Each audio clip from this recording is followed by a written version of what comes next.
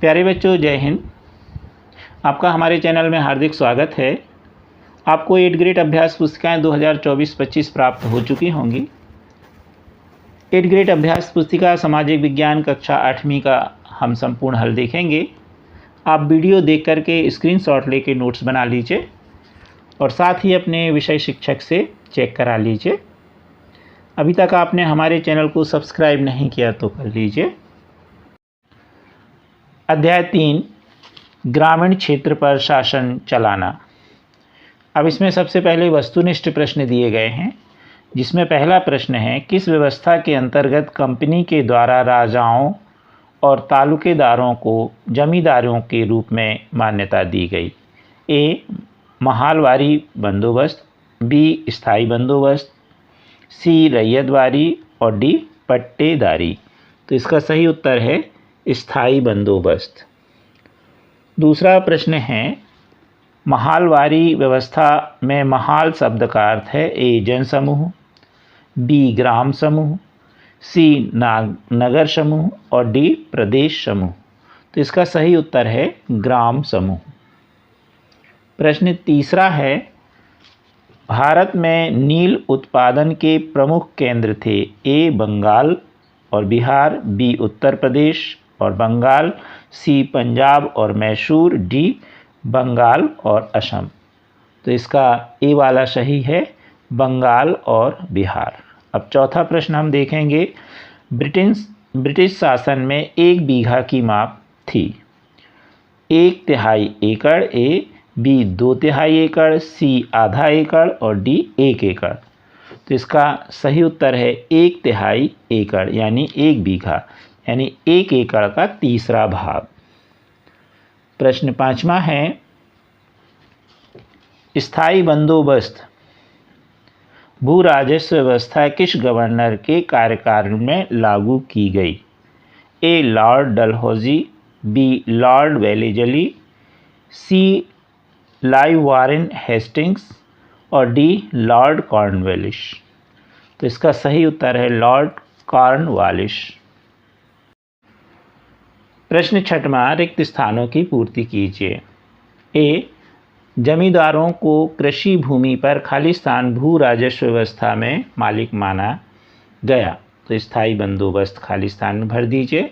B, Holt मैगजी द्वारा खाली स्थान भू राजस्व व्यवस्था तैयार की गई, तो महालवाड़ी व्यवस्था लागू की गई।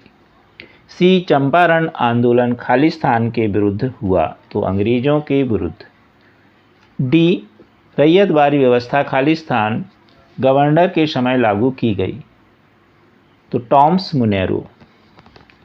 ई, दक्षिण भारत में स्थायी बंदोबस्त के स्थान पर खाली स्थान भू राजस्व व्यवस्था लागू की गई, तो इसका होगा रैयतवारी। अब हम देखेंगे प्रश्न 7वां, बंगाल में कंपनी द्वारा खरीदे जाने वाली वस्तुओं का मूल्य दुगना क्यों हो गया? तो कंपनी किसानों से भारी भरकम लगान चाहती थी और ज़्यादा से ज़्यादा राजस्व हासिल करना चाहती थी। उनकी कोशिश थी कि दवाई कम से कम कीमत पर, सूती कपड़े, रेशमी कपड़े वह खरीदे और इसी कारण कुछ वर्षों बाद बंगाल में कंपनी द्वारा खरीदे जाने वाली वस्तुओं का मूल्य दुगना हो गया। प्रश्न 8वां है, कंपनी द्वारा स्थायी बंदोबस्त क्यों लागू किया गया? तो कंपनी द्वारा 1793 में स्थायी बंदोबस्त लागू किया गया ताकि उन्हें नियमित रूप से राजस्व की प्राप्ति हो सके और जमींदारों की जमीन में सुधार के लिए खर्च करने को प्रोत्साहन मिलेगा। प्रश्न 9वां है, बंगाल अर्थव्यवस्था के गहरे संकट में आने से किसानों पर क्या प्रभाव पड़ा? बंगाल अर्थव्यवस्था के गहरे संकट में आने से किसानों की खेती और भी चौपट हो गई, जिससे उन्होंने लगान चुकाने में परेशानी होने लगी। उनको बहुत सारे किसान भुखमरी के कारण मृत्यु को प्राप्त हो गए। प्रश्न 10वां है, अंग्रेज भारतीय किसानों को विभिन्न भागों में किस प्रकार की फसलें उगाने को मजबूर करते थे और क्यों? तो अंग्रेज भारतीय किसानों को बंगाल में पटसन, असम में चाय, संयुक्त प्रांत में गन्ना, महाराष्ट्र पंजाब में कपास, मद्रास में चावल उगाने को मजबूर करते थे। इसके पीछे उनका उद्देश्य था कि यूरोप की ज़रूरतों के हिसाब से ही सही जो फसलें हैं वो पैदा कर सकें। प्रश्न 11वां, नील तथा बोट के पौधे में अंतर बताइए। नील का पौधा मुख्य रूप से उष्णकटिबंधीय इलाकों में उगता है, जबकि बोट का पौधा शीतोष्ण क्षेत्र में उगता है। नील से कपड़े को रगड़ने पर चमकदार नीला रंग प्राप्त होता है, जबकि बोट से मिलने वाला जो रंग होता है वो बेजान और फीका होता है। प्रश्न 12वां है, नील की खेती के मुख्य 2 तरीके कौन से थे? तो नील की खेती के मुख्य 2 तरीके थे, निजी और रैयत।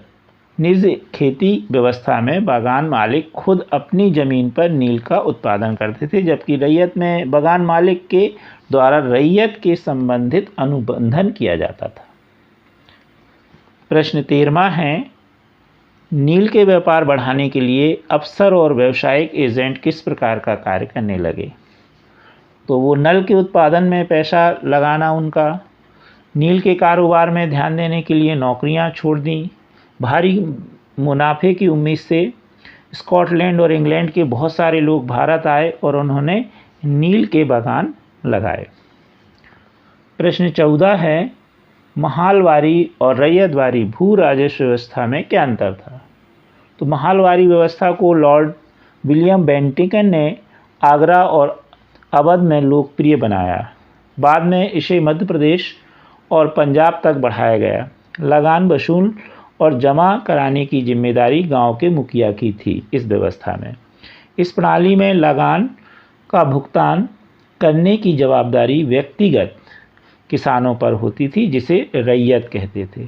तो महाल व्यवस्था में क्या था कि गांव के मुखिया की थी जो वसूली करने की, और इसमें क्या था, यह व्यक्तिगत किसान पर होती थी। तो इस प्रकार ये इनमें दोनों में अंतर है। प्रश्न 15वां, किसानों को नील की खेती करने में क्या मुख्य समस्याएं आ रही थी? तो पहला, बागान मालिक चाहते थे कि किसान अपनी सबसे बढ़िया खेती में ही नील खेती करे। दूसरा, नील की खेती के बाद वहाँ धान की खेती नहीं की जा सकती थी। तीसरा, नील की खेती की प्रणाली शोषणकारी थी। प्रश्न 16, अंग्रेज़ों ने भारत में व्यावसायिक फसलों के उत्पादन के लिए क्यों जोर दिया? इसका भारतीय किसानों पर क्या प्रभाव पड़ा? अंग्रेज़ों ने पहले भारत खाद्य उत्पादन में आत्मनिर्भर था। पारंपरिक किसान स्थानीय ज़रूरतों को पूरा करने के लिए फसल उगाते थे। अंग्रेज़ों के शासन में कृषि की व्यावसायीकरण के कारण भारत में खाद्यान्नों के बजाय निर्यात के लिए अधिक नकदी फसलों का उत्पादन होने लगा। इससे खाद्यान्न उत्पादन में भारत की आत्मनिर्भरता कम हो गई। प्रश्न 17 है, बंगाल के रैयतों में नील विद्रोह कब और कैसे हुआ? तो नील विद्रोह द्वारा जो किया गया एक बंगाल के किसान द्वारा सन 1859 में किया गया। मार्च 1859 में बंगाल के हजारों किसानों ने नील की खेती करने से इनकार कर दिया, जिससे विद्रोही किसानों ने बागान मालिकों का लगान चुकाने से इनकार कर दिया। किसानों ने तलवार, भाले और तीर कमानों, यहाँ पर सुधार लीजिए, तीर कमान लेकर नील फैक्ट्री पर हमला कर दिया। प्रश्न 18वां, महात्मा गांधी के चंपारण आंदोलन की शुरुआत किस बात को लेकर हुई? तो बिहार के चंपारण जिले में रहने वाले निर्धन, भूमिहीन, वंचित किसानों ने वहां के जमींदारों और साहूकारों के द्वारा जबरदस्ती नील की खेती करवाई जा रही थी।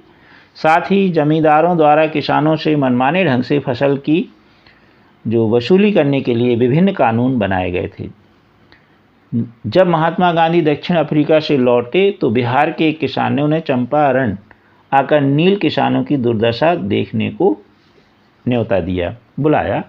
1917 में महात्मा गांधी का यह दौरा नील बागान मालिकों के खिलाफ चंपारण आंदोलन की शुरुआत हुई। कृपया हमारे वीडियो को लाइक एवं शेयर अवश्य कीजिए तथा चैनल को सब्सक्राइब कीजिए।